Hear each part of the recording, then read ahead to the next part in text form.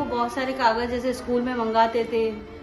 मेरी सिस्टर रही, उसका बहुत सपना था कि जज बनूं, लेकिन पता चला कि भाई नहीं कर सकते हैं, आगे चल के पढ़ाई नहीं कर सकते। परेशान होते होते हमको कितने 34 साल हो गए, बहुत झेल लिया हमने। वहाँ हमारी बहू बेटियों को बहुत परेशानी आती थी, हम बाहर निकल नहीं सकते, सुनते हैं तो हमारे रोंगटे खड़े हो जाते हैं। हमारे भैया वगैरह भी रह रहे हैं वहाँ पे। हमारी जो बहनें हैं, हिंदू बहनें हैं ना, वो 6 बजे के बाद निकल ही नहीं सकती। सीए किसी की भी नागरिकता लेने का कानून नहीं है, छीनने का कानून नहीं है। चुनाव के पहले ही सीए को अमल में आना है, इसमें किसी को कंफ्यूजन रखना नहीं है। हम मोदी जी के और शाह जी के बहुत आभारी हैं, उन्होंने सीए बिल पास किया है, तभी हमें नागरिकता मिल जाएगी।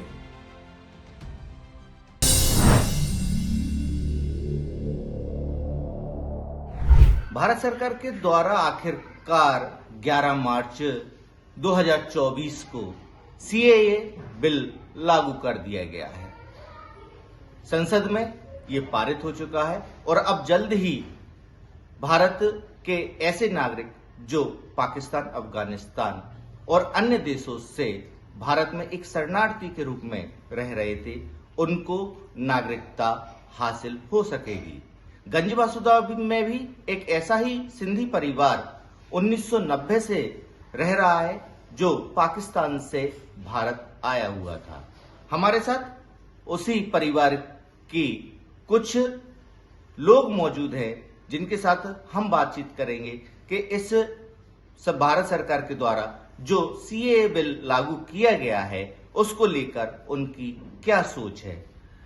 आप उस समय बहुत छोटी होंगी, किन किन परेशानियों को आपने झेला है नागरिकता ना होने के चलते?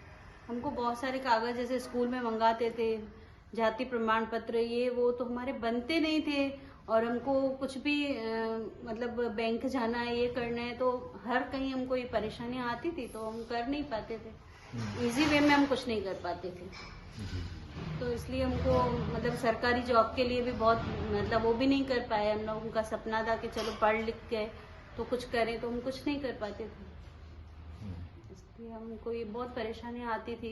जैसे हम कहीं जा नहीं सकते हैं, अपना शहर छोड़ के नहीं जा सकते हैं, जब भी चाहे आते हैं गवर्नमेंट बुला लेते हैं, कलेक्टर आते हैं नए नए बुला लेते हैं, पूरे परिवार आ जाओ, सब छोड़ छाड़ के, कोई किधर है कोई किधर है, सब मिल जाओ, फिर आके मीटिंग करो, उनसे मिलो, पर होता कुछ भी नहीं है।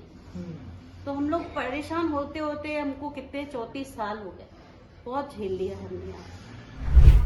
अभी तक नागरिकता नहीं मिली है, एक टीस भी है, बहुत है। कई सारे सपने भी, आपने पढ़ाई करी, मैंने सुना आप टॉपर्स रही हैं, और फिर मेरी सिस्टर रही, उसका बहुत सपना था कि जज बनूं, लेकिन पता चला कि भाई नहीं कर सकते हैं, आगे चल के पढ़ाई नहीं कर सकते हैं, हम विदेशी कहलाते हैं, तो हमको ये नहीं कर सकते हैं, गवर्नमेंट जॉब नहीं कर सकते हैं। तो उसने एग्जाम भी दिया, तो फिर पीछे हटना पड़ा, कुछ नहीं कर पाए। वहाँ हमें सुरक्षित नहीं थे हम, वहाँ हमारी बहू बेटियों को बहुत परेशानी आती थी, हम बाहर निकल नहीं सकते, मतलब नहीं कुछ काम हम तो करते थे, मतलब कुछ वही सुविधा नहीं थी, मतलब हम डर डर के रहते थे, इसलिए हम वहाँ से आ गए कि हम वहाँ सुरक्षित नहीं थे मतलब।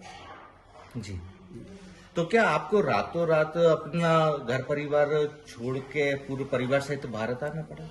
ऐसा ही है, मतलब वहाँ सुरक्षित नहीं थे, तो इसलिए अपन सोचा कि वहीं जाके अपन सुरक्षित रहेंगे और वहाँ सब फैसिलिटी मिलेगी। और हम 32 साल से यहाँ 33 साल से रह रहे हैं, अभी तक हमारा नागरिकता का वो चल रहा है, वो जो कि अभी तक नागरिकता नहीं मिली है। हम मोदी जी के और शाह जी के बहुत आभारी हैं, उन्होंने सीएए बिल पास किया है, तो हमें बहुत सी उम्मीद है, हम बहुत खुश हैं कि अभी हमें नागरिकता मिल जाएगी। 34 सालों से आप बिना नागरिकता के भारत में रह रहे थे, किन परेशानियों का आपने सामना किया? परेशानियां तो खैर बहुत आई, जो कि मतलब ये परेशानी तो नहीं आई, मतलब ये कागज मागज देते थे, हम 3 बार हम नागरिकता की अप्लाई की, हमारे तीनों बार फार्म रिजेक्ट हो गए, फिर हमने अभी चौथी बार फार्म भरा है अप्रैल 2023 में, उसकी प्रक्रिया चल रही है।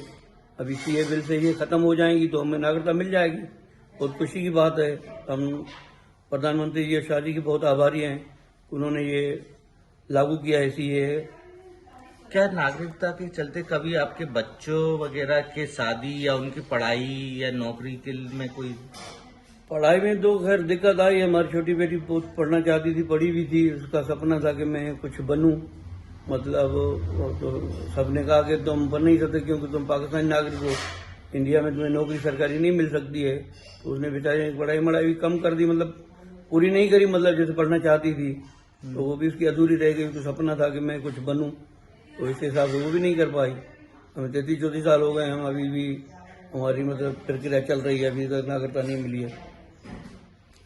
तो अब जब सोमवार यानी 11 मार्च को सीएए बिल लागू कर दिया गया है, क्या कहेंगे आप?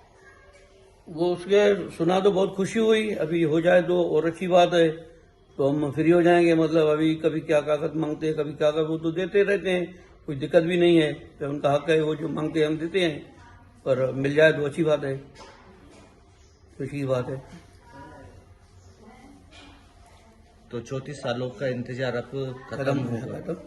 अभी जो 34 साल से इंतजार कर रहे थे वो हमारा अभी इंतजार खत्म हो जाएगा। अभी हमें नागरिकता मिल जाएगी तो अच्छा रहेगा कि हम फ्री हो जाएंगे, कागज देने से बच जाएंगे। तो ये एक इस परिवार की युवा की एक अपनी कहानी है। कई सारी समस्याएं हैं, कई सारी परेशानी है, पर अब ये परेशानियां कहीं ना कहीं हल होती हुई भी नजर आ रही हैं, क्योंकि भारत सरकार के द्वारा सीएए बिल लागू कर दिया गया है।